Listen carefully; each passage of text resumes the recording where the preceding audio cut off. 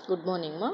In the neurological disorders in pediatrics, let us today see about the spina bifida. What is spina bifida?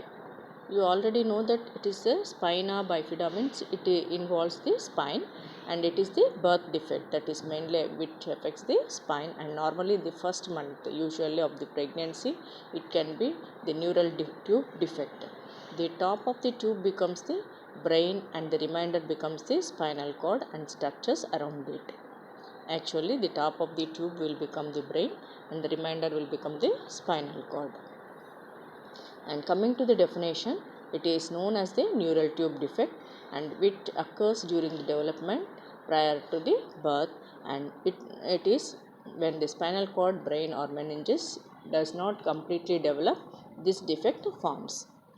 It is known as this spina bifida is the neural tube defect and which is developed prior to the birth.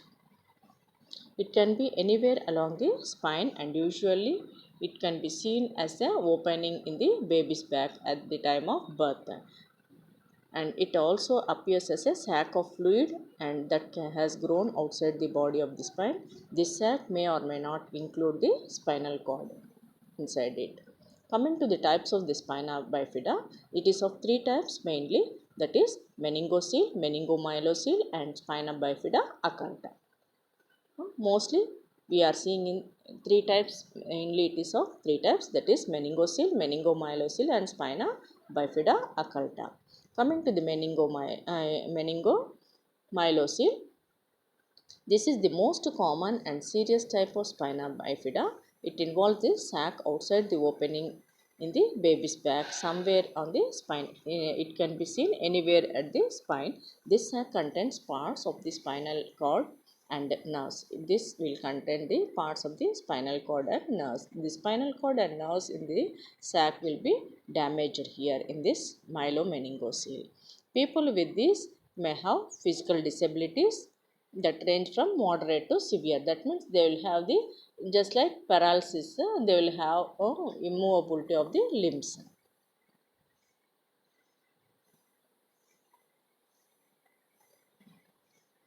Here if you see, they will be having difficulty in moving the body parts, either upper limbs or lower limbs, and they are unable to move sometimes feet, and they can't go themselves to the bathroom.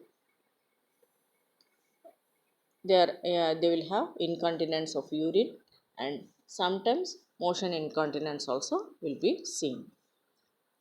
And when you see the meningocele, in this meningocele, this type of spina bifida will involve a sac of fluid outside an opening in the baby's back. The sac does not contain any part of the spinal cord, whereas in myelomeningocele it will contain the part of the spinal cord.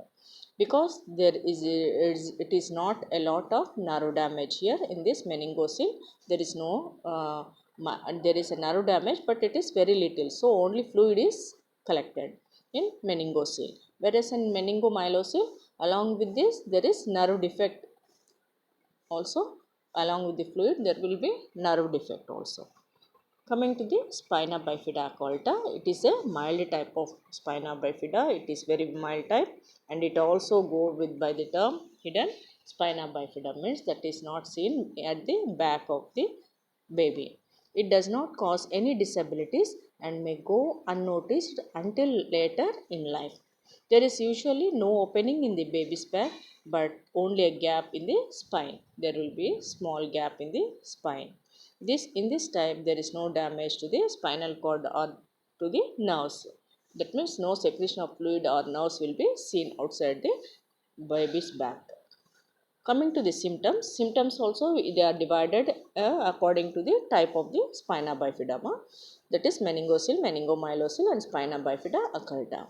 The symptoms vary from each person to person, and usually in the meningomyelocele, open spinal canal over some vertebrae, usually in the middle or lower part of the back. Usually it is seen in the middle or lower part of the back, and membranes and spinal cord pushed outside the back in an exposed or skin covered sac.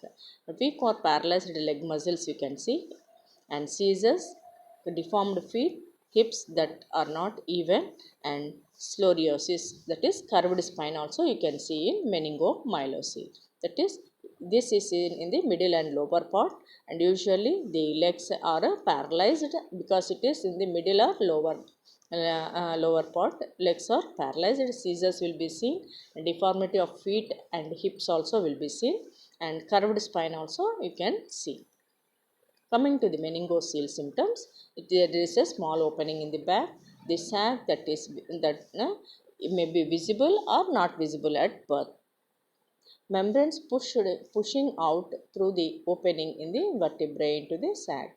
These membranes will be pushed out into the opening of the vertebrae, and normal development of the spinal cord will not be seen in these patients. Membranes can be surgically removed in case of meningocele. Here the spinal cord looks normally,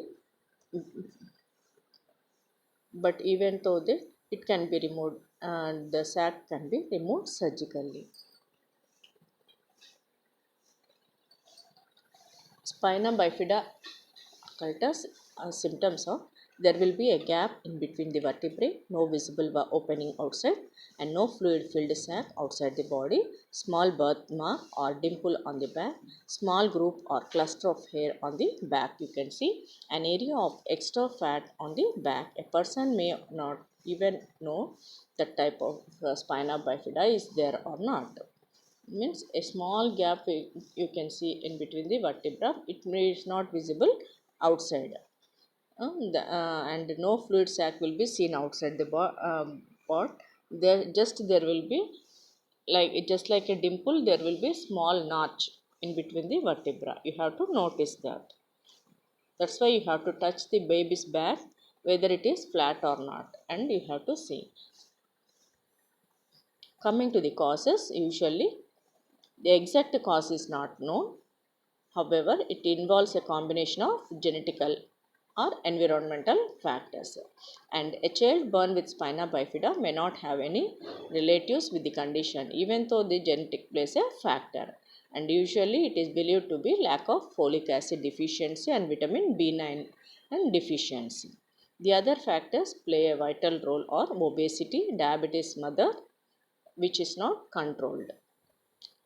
And usually the spina bifida in children and adults it varies. In children it will be of some time, and in adults it will be of some time. When it is not noticed at the birth during the child age, it can be notified at the adult age also. Spina bifida is not curable, and so it will need to be managed entire life. In children, treatment focuses on determining the extent of symptoms and disabilities that develop, and we have to prevent those symptoms which are developing the disabilities, and we have to give the proper rehabilitation and medical interventions that are necessary for the prevention of the disabilities. And at this time the childhood, all the time of parents and medical staff to instill the positive attitude in the children and for the treatment and management of the spina bifida. Whereas in adults, by adulthood, the majority of the symptoms and disabilities will be identified easily, and here we should give them the coping mechanisms, medications, therapies. Just like physical therapy, acutherapy, we can give them, and any walking aids are normally given in place of the necessity.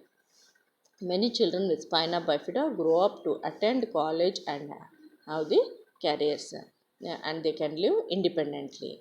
However, ongoing medical issues can develop throughout the life of the person with spina bifida. Some people with more severe disabilities may struggle socially due to stigma and have difficulty finding careers that may fit with their disabilities. And here we have to give a good support for the negative effects which are present. Coming to the treatment, usually in the spina bifida, the treatment differs from person to person according to the severity of the condition. In some cases, no treatment is needed. Whereas in meningocele and meningomyelocele, they require surgery, which the sac is exposed on the back and nerves exposed on the back. if, and usually the surgery is removing, opening and removing the sac at those vertebra. And sometimes a shunt will be placed to avoid the complications later in life, and this surgery is done at the birth, immediately at the childhood, and usually it should be notified at the prenatal. And even though prenatal we can't do any treatment, we have to give the folic acid supplements. After, even after surgery, the symptoms and disabilities will remain the same. Then we have to manage according to the severity of the condition. We can do the additional surgeries which are required, like a shunt, uh, or excisions, uh, or some other any physiotherapies, any medicines needed, and rehabilitation services, and we can provide the walking aids. Coming to the prevention, usually it should be diagnosed as early as possible in the pregnancy, and most women does not even know, yeah, when they becomes pregnant. So it is priority to identify the pregnancy as early as possible, and to take the preventive measures to avoid the spina bifida.